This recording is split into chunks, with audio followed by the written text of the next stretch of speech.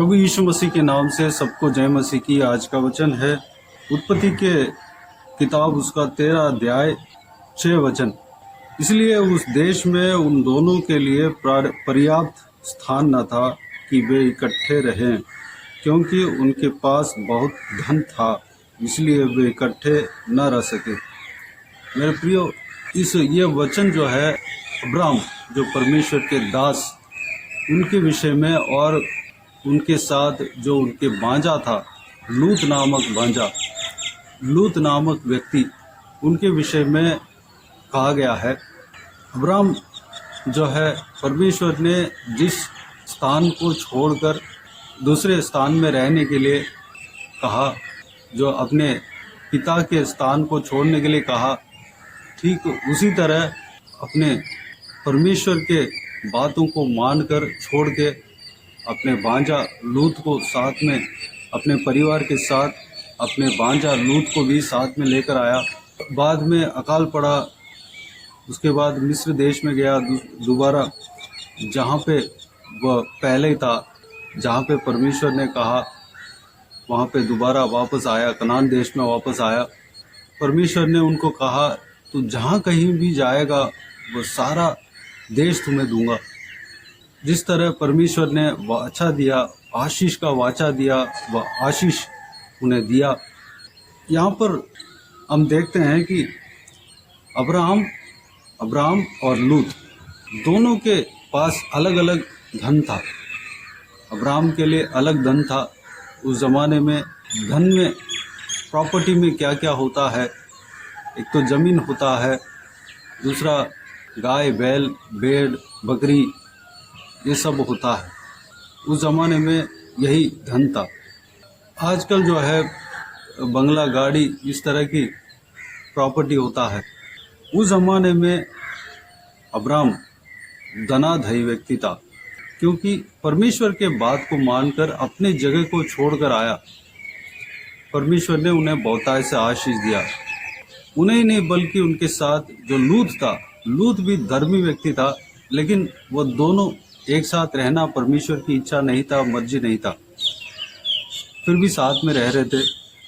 यहाँ पर हम देखते हैं कि इसलिए उस देश में उन दोनों के लिए पर्याप्त स्थान न था कि वे इकट्ठे रहें, क्योंकि उनके पास बहुत धन था, इसलिए वे इकट्ठे ना रह सके। मेरे प्रियो, दोनों जन तो रह सकता है, एक साथ रह सकता है, स्थान रहता है या एक घर में रह सकता है, लेकिन उनके प्रॉपर्टी एक साथ नहीं रख सकते थे। उतना ज़्यादा प्रॉपर्टी हो गए थे, उतना ज़्यादा धन संपत्ति हो गए थे। वह एक जगह पे अपने धन संपत्ति को, अपने नौकर नौकरानी को नहीं रख सकते थे, इसलिए वह अलग होना पड़ा। मेरे प्रियो, हम ये बात को हम मनन कर रहे हैं कि परमेश्वर के पास, परमेश्वर के धर्मियों का, परमेश्वर से प्रार्थना करने वालों का किस तरह आशीष मिलता है, यही बात को हम मनन कर रहे हैं। 4 वचन में हम देखते हैं, बल्कि इससे पहले बहुत सारे जगह पे परमेश्वर के उपस्थिति में जाकर प्रार्थना करना, परमेश्वर से बात करना, परमेश्वर को भेंट चढ़ाना, इस तरह की कार्य में अब्राम लगा हुआ था। लूत भी धर्मी व्यक्ति था, इसलिए इसके बाद वाला वचन में लूत जो है एक पापी जगह पर, पाप से भरे हुए स्थान में बसा था। उस पाप से भरे हुए स्थान को परमेश्वर मिटाने के लिए इच्छा रखा, कि बहुत गंध से भरे हुए थे, पाप से भरे हुए थे, जितने भी कहे वो नहीं मानने वाले थे। उस स्थान को मिटाने के लिए परमेश्वर ने इच्छा रखा, लेकिन लूत एक अकेला धर्मी व्यक्ति था। लूत के वजह से लूत को और उनके परिवार को बचाने के लिए परमेश्वर इच्छा रखा। अब्राम का प्रार्थना सुनकर लूत को और उनके परिवार को बचाया। उसमें उनका पत्नी जो है फिर गई थी, इसलिए वह बच नहीं पाई। वह और उसका बेटियां दोनों बच गए। मेरे प्रियो, इसका मतलब लूत भी धर्मी व्यक्ति था। मेरे प्रियो, धर्मी व्यक्तियों को, यानी कि धर्मी व्यक्ति कौन है? परमेश्वर के वचन को जो मानता है, परमेश्वर के इच्छा के अनुसार जो चलता है, परमेश्वर के बाता हुआ काम जो करता है, परमेश्वर ने जो भी कहा उस बात को पूरी तरीके से पालन करता है, ग्रहण करता है और पालन करता है। चाहे कुछ भी त्याग देना पड़े, चाहे कुछ भी खोना पड़े, उस व्यक्ति को परमेश्वर आशीष देता है। साथ ही साथ धर्मी जन क्या करता है? प्रार्थना करता है। 4 वचन में अब्राहम के विषय में इस तरह लिखा है, यह स्थान उस वेदी का है जिसे उसने पहले बनाई थी, और वहाँ अब्राहम ने फिर यहोवा से प्रार्थना की। जो पहले बना के रखा था उस वेदी में जाकर परमेश्वर से प्रार्थना किया। वेदी जो है परमेश्वर को भेंट चढ़ाने का एक स्थान बना कर रखते हैं। भेंट चढ़ाता था, बलि चढ़ाता था, परमेश्वर को धन्यवाद की बलि चढ़ाता था और प्रार्थना भी करता था। ठीक उसी तरह वो भी प्रार्थना करने लगा। इस जगह पर हम देख रहे हैं मेरे प्रियो, इस जगह पर हम देख रहे हैं कि वह दोबारा प्रार्थना करने लगा। अब्राहम प्रार्थना करने वाला व्यक्ति था। लूत भी धर्मी व्यक्ति था, वो भी प्रार्थना करने वाला व्यक्ति होगा, परमेश्वर के बात को मानने वाला व्यक्ति होगा। वह सोदोम और गोमोरा जिस तरह हमने पहले से देखा, उस स्थान में जहाँ पे परमेश्वर के खिलाफ के कार्य होता है, उस स्थान में जाकर बस गया। वह जो है अपने इच्छा के अनुसार जाकर बसा, वह अलग टॉपिक है। लेकिन लूत भी धर्मी व्यक्ति था, इसलिए वह उस नाश से बचाया गया। मेरे प्रियो, अगर हम धर्मी व्यक्ति बनते हैं, अगर हम परमेश्वर ने जो भी कहा उस बात को ग्रहण करते हैं और उस बात का पालन करते हैं, परमेश्वर हमें अपरंपार आशीष देगा। हमारा धन संपत्ति को रखने के लिए पर्याप्त स्थान नहीं होगा। उतना ज़्यादा धन संपत्ति जो कि हम सोच ही नहीं सकेंगे, उस तरह की धन संपत्ति हमें देगा, भरपूर आशीष देगा। हम जितना हमारा सोच है उससे बढ़कर परमेश्वर हमें आशीष देगा। मेरे प्रियो, हमें धर्मी व्यक्ति बनना है। धर्मी व्यक्ति कौन होता है? जिस तरह हमने पहले से देखा, परमेश्वर जो भी कहता है उसको मानना, परमेश्वर ने जो भी त्याग देने के लिए कहता है उसको त्याग देना। जिस तरह अब्राहम ने त्याग दिया, अपने देश को छोड़कर आने के लिए कहा, परमेश्वर ने कहा तो अब्राहम ने छोड़कर आ गया। उस तरह के त्याग देने का मन अगर हमारे अंदर हो, परमेश्वर के हर एक वचन को पालन करने का मन अगर हमारे अंदर हो, अगर हम प्रार्थना करने वाले हों, अगर हम परमेश्वर को भेंट चढ़ाने वाले हों, धन्यवाद की बलि चढ़ाने वाले हों, परमेश्वर को ऑफरिंग देने वाले हों, परमेश्वर को मुंह के द्वारा हम धन्यवाद देते रहते हैं, हम धर्मी व्यक्ति हैं। धर्मी व्यक्ति को परमेश्वर इसी तरह की आशीष देते हैं जो कि इस दुनिया में कोई नहीं दे सकता। कोई भी इस तरह की आशीष नहीं दे सकता, कोई इंसान नहीं दे सकता, कोई शक्ति नहीं दे सकता, केवल हमारा यहोवा परमेश्वर ही दे सकता है।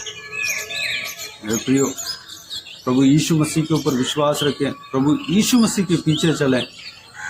अगर हम प्रभु यीशु मसीह के पीछे चलते हैं तो हम धर्मी व्यक्ति हैं, हम आशीष पाएंगे, परमेश्वर के हाथों से हम आशीष पाएंगे।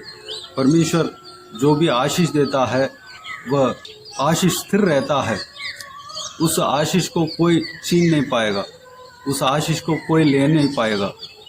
मेरे प्रियो, आइए इस बात के लिए परमेश्वर को धन्यवाद दें, स्तुति करें। परमेश्वर के आशीष के विषय में हमने मनन किया है, उस सारे बातों के लिए परमेश्वर को धन्यवाद दें, स्तुति करें। धर्मी व्यक्ति बनने के लिए अपने आप को परमेश्वर के हाथों में समर्पित करें। जिस तरह अब्राहम धर्मी व्यक्ति बना, अब्राहम धर्म के मार्ग में चला, उस तरह हम भी चलने के लिए अपने आप को परमेश्वर के हाथों में समर्पित करें। आइए हम प्रार्थना में जाएं। प्यारे पिता, दयालु परमेश्वर, आपको धन्यवाद देता हूँ आज के इस आपके बहुमूल्य वचन के लिए। आपको धन्यवाद देता हूँ परमेश्वर, बीते हुए दिनों में हमें संभाला, बचाया, सुरक्षित रखा। आपको धन्यवाद देता हूँ आज के दिन में परमेश्वर हम अब्राम और लूत के विषय में हमने देखा पिताजी, वह धर्मी व्यक्ति था। परमेश्वर आपके ऊपर विश्वास रखते थे, आपके पीछे चलते थे, आपने जो भी कहा उस बात को मान लेते थे, जो भी आप आज्ञा देते हैं उस आज्ञा के अनुसार चलते थे।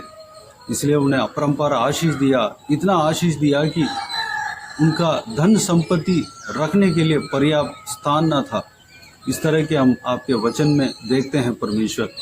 पिताजी, आप अपरंपार आशीष देते हैं, अपने लोगों को अपरंपार आशीष देते हैं, अपने ढरवैयों को अपरंपार आशीष देते हैं, अपने जो आज्ञा को मानने वालों को अपरंपार आशीष देते हैं, अपने से प्रार्थना करने वालों को अपरंपार आप आशीष देते हैं परमेश्वर।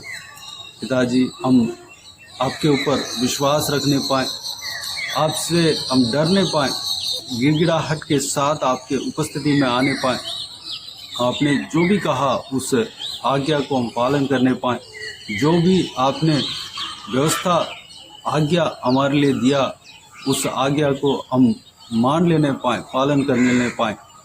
परमेश्वर, आपसे प्रार्थना करने पाएँ, आपको उपासना करने पाएँ, आपको बलि चढ़ाने पाएँ, भेंट चढ़ाने पाएँ।